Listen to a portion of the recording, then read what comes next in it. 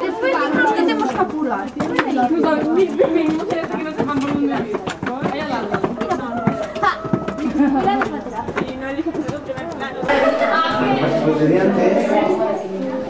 Sí, efectivamente, eles prepararon especialmente para vos varios contos que vos van a contar. Entre eles, o dunha iruga que se come moito. A luz da lúa, un ovo diminuto repousaba sobre unha folla. Un domingo pola mañá, cando o sol comezaba a quentar, plof, do ovo saí unha iruga, pequerrecha e moi larpeira. Cando tiña fame, buscou algo para comer. O luns rillou nunha mazá, pero aínda quedou con fame. O martes rillou en 2 peras, pero aínda quedou con fame. O mércores rillou en 3 ameixas, pero aínda quedou con fame. O xoves rillou en 4 amorodos, pero aínda quedou con fame. E o venres rillou en 5 laranxas, pero aínda quedou con fame. E o sábado rillou nun anaco de tarta de chocolate, nun xeado de cucurucho, nun cogombro, nun cacho de queixo suízo, nunha rebanda de salchichón, nunha piruleta, nunha porción de pastel de cereixas, nunha salchicha, nunha magdalena e nunha tallada de sandía. Pero pola noite pegoulle unha forte dor de barriga. O día seguinte era outra vez domingo. A iruga rillou nunha saborosa folla verde e sentiuse moito mellor. Xa non tiña fame e tampouco era pequena. Agora era unha iruga grande e gordecha.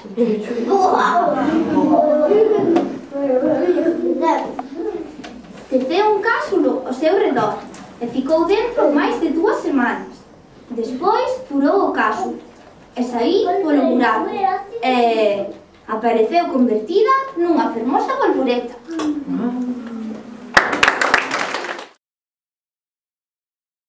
Esta era unha familia moi pobre que vivía nunha mísera cabaña ao lado dun bosque.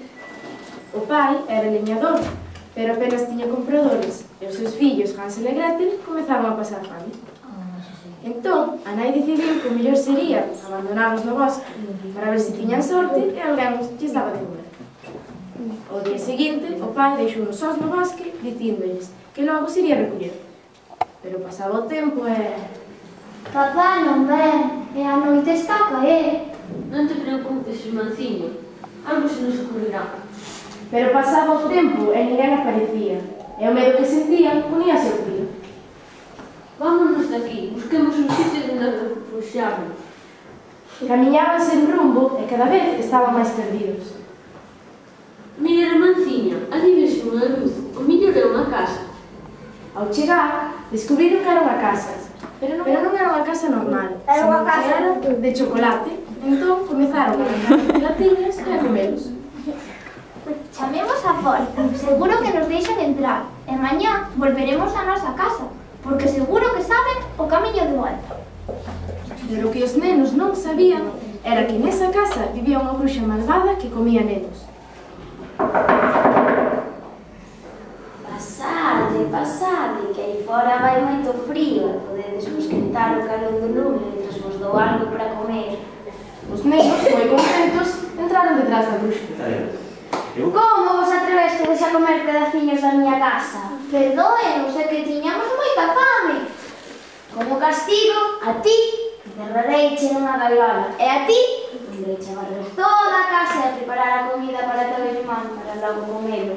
Un día, a bruxa estaba dormindo, Gretel tivo unha gran idea. Hansel, que che parece se aproveito para roubarlle as chaves á bruxa? Chaldou e abres a gaiola. Moi boa idea, pero ten cuidado. Mentre a bruxa estaba dormindo, Gretel, con moito cuidado, foi coller as chaves. Pero aí a un pouco a bruxa despertou. Gretel! Prepara o lume axiña, cando estea, avísame. E cando despertou a bruxa, foi a mirar o lume. Gretel, prepara o lume, e cando estea, avísame. O lume xa está. Entón, nese momento, Hansel saí da gaiola e con todas as súas forzas empurrou a bruxa dentro do lume.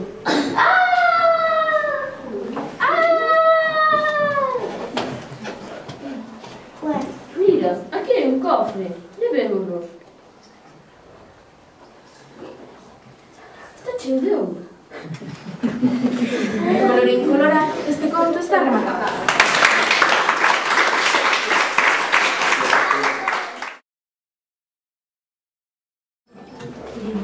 Un día estaba Miguel xogando na praza cando o avó asomou a fiestra e berrou: Corre, corre, Miguel! Que chegou o cabreiro a ir pola cá. Miguel correu canto pudo, pero ao chegar ali só estaba Enrique e o cabreiro co seu can negro. Hola, Luis Enrique. Biches na cabra? Non a puiden bebela porque estou aquí abaixando, buscando a miña frauta. Miguel axudou ao cabreiro ata que atoparon a frauta. O cabreiro, agradecido, doulle unha pesada de sal gordo e díxolle: Tal vez a túa cabra se te teña ido a pipipía de verão.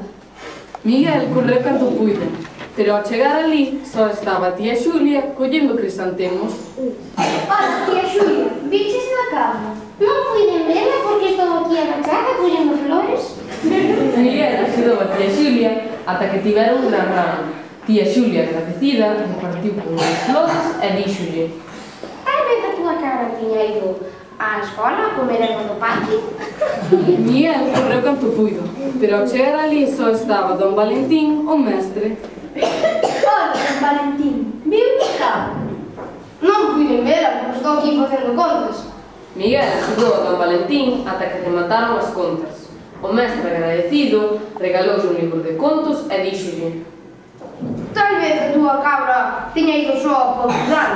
Miguel correu canto puido, pero ao chegar ao curral só estaba o avó collendo a auga do pozo para regar o avó. Avó, chegou a cabra. Eu non a vin, pero pode que ande por aquí. Nisto oínse: o avó e Miguel miraron a entrada do curral, pero ali non estaban. O avó e Miguel miraron a pía da auga, pero ali non estaban. O avó e Miguel miraron no tellado e ali estaba a cabra subida no alto. Ai, Miguel, mira que cabra máis alto do tellado. Entón Miguel colleu as flores que lle dera a tía Xulia e guindoullas. A cabra dun chimpo acercouse para comer as flores. Ai, Miguel, mira que cabra máis nova a miña beira do tellado. Pensará que é un gato. Entón Miguel colleu do bolsillo a pesada de sal gordo que lle dera o cabreiro e tirouna no chan. A cabra dun chimpo saltou do tellado e puxose a lamber o sal. O avó por fin puido muxir a cabra e Miguel puido beber un vaso de leite antes de ir dormir e rematar este conto. Colorín colorado, este conto está rematado.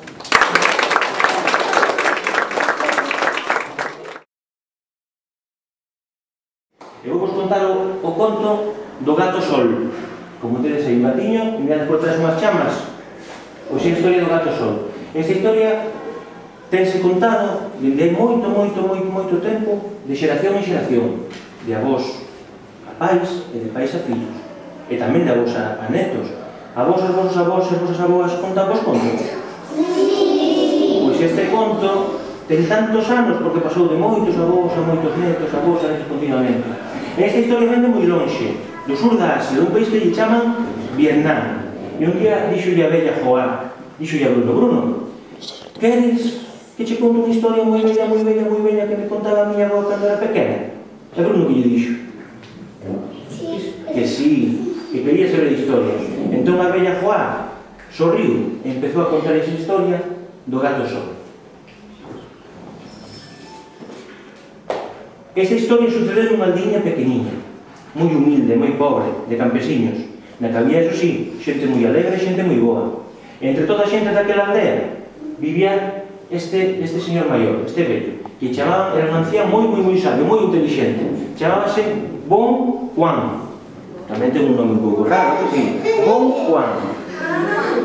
E Bon Juan era moi respetado, era moi querido, porque cando Porque antes a os vecinos tenían un problema, acudían a Bon Juan.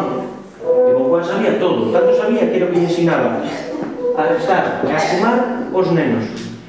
E tamén sabía o nome de todas as cousas que había na aldea. E de todo, sabía todo. Naquela aldea tamén vivía un campesino, Tuxín, chamas. Tuxín a aldea porque era moi amigo de todos os seus amigos.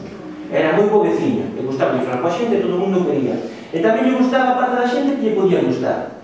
Os animais, como os gatos e aquel outro que ten na mano. Que é? Paxariños. Vivía nunha casiña pequena, era un campesino que tamén recollía o arroz.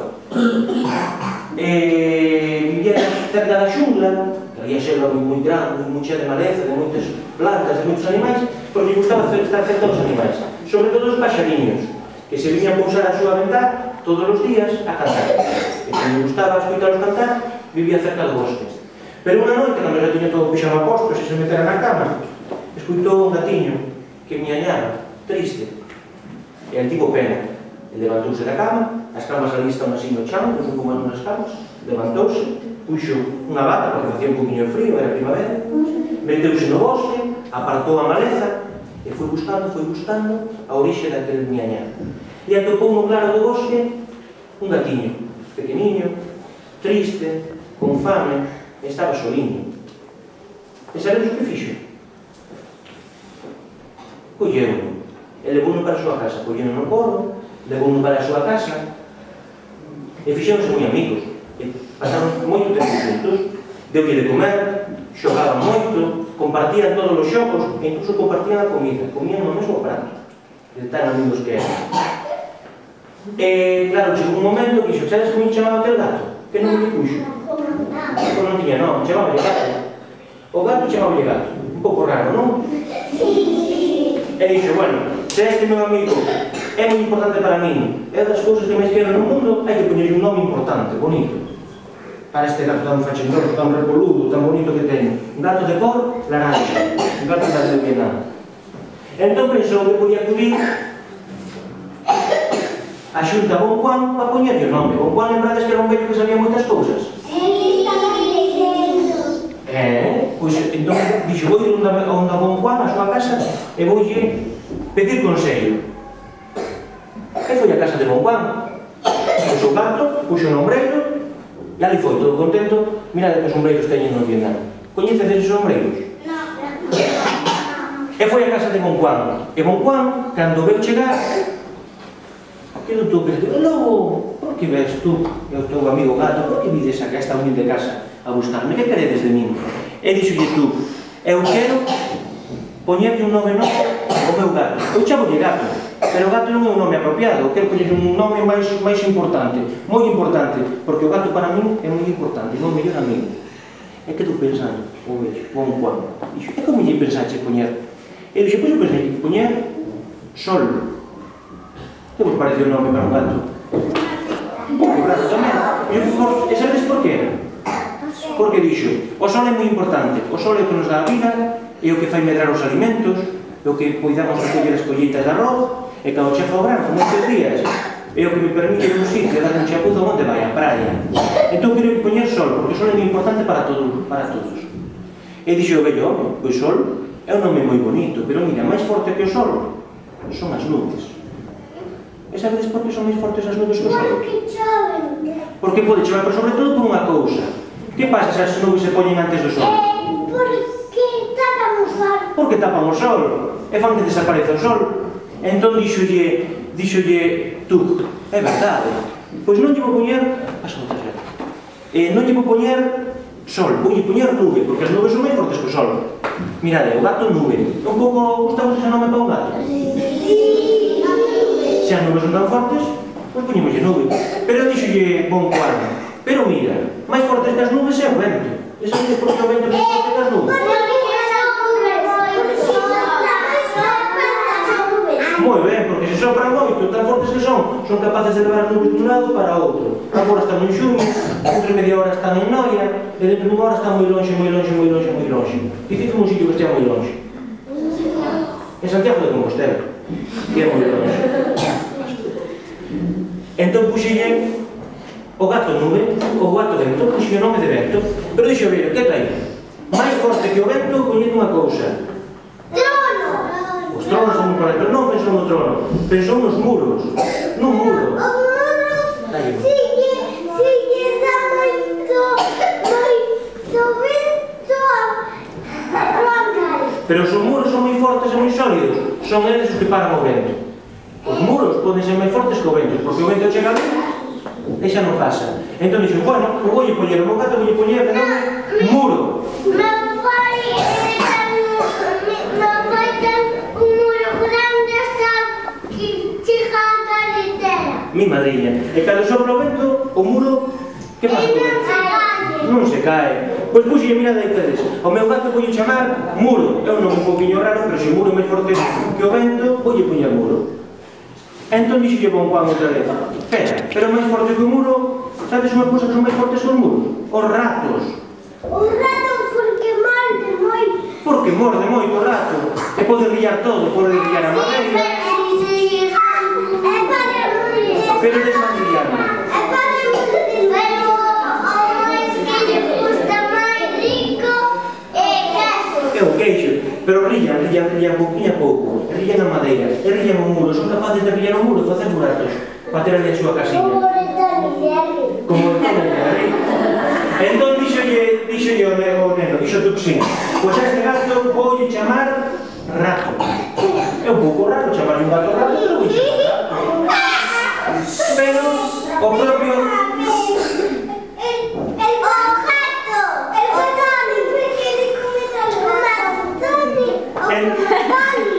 Entón dixo, claro, dixo tú, dixo, pero mira, isto de chamarlle rato a un gato un poquinho raro, moi normal non é. Así que voulle chamar, non sei eu, porque mira, na casa onde hai gatos, hai ratos. Non hai. Dentro da casa temos dos cuidados grandes, unha parrilla debaixo dun furado e outro que me caeron unhas cousas a min e por aí van os ratos. Van os ratos. Pero se houbera gatos moi listos e moi rápidos, non había gatos. Pero tamén un campo no calero da doña. Pero vamos volver ao conto, vai acabar o conto e xa pasamos os contos. Entón dixo, como dicides vos, moi ben, é un nome raro chamarlle, a un gato chamarlle rato. Entón o propio tú penso, mira, máis forte que o sol son as nubes, máis forte que o vento, as nubes son o vento, máis forte que o vento son os muros, máis forte que os muros son os ratos. Pero onde hai gatos non hai ratos, así que o meu gato vou chamar gato. Entón dixolle Tuxín, contento, porque tú, dixolle Bon Juan o vello, moi contento. Pois mira, tes moita razón. Ti mesmo chegaches á conclusión. Todas as cousas son importantes. O sol, as nubes, o vento, o muro, os ratos e os gatos son importantes. E todas son fortes, e todas son ao mesmo tempo débiles. Pero tens que aprender unha cousa, que non hai nada máis importante que outra cousa. E non hai ninguén máis importante que ninguén. E colorín colorado, este conto está rematado.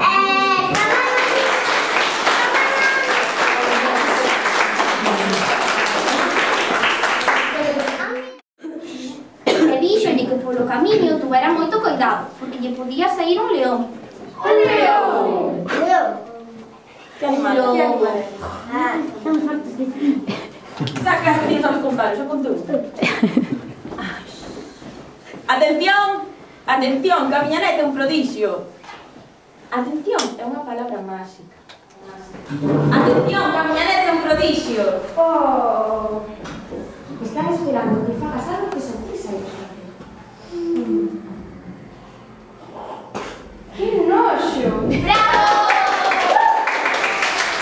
Un espectáculo moi cocho, pero fantástico. Que unha palabra máxica? É unha palabra que serve para que a xente cambie xa só por uns minutos. Fermosa! Fermosa é unha palabra moi bonita, que xa non estea de moda. Eu me as palabras xa serán arracadoras e cosas así. No! Esas palabras só funcionan nos contos. Na realidade, a máxia funciona nos palabras. Mira isto. Un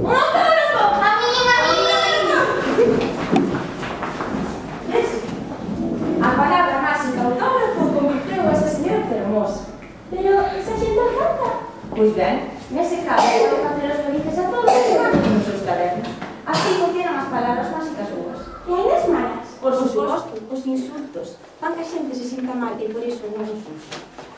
Pero as palabras máxicas regulares... Palabras máxicas regulares? Non me queres? Pois ven comigo, desconfía. Peido! É certo, eu non son. Que vergonza! Era boa.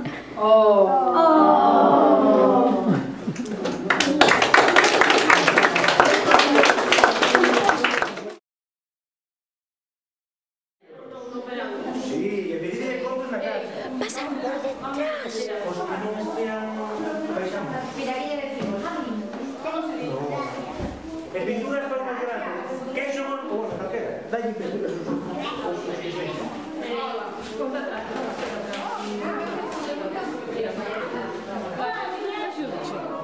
Para pintura. Comigo, para... Pero falante. Ainda tes máis? Sí, teño. Profe, se non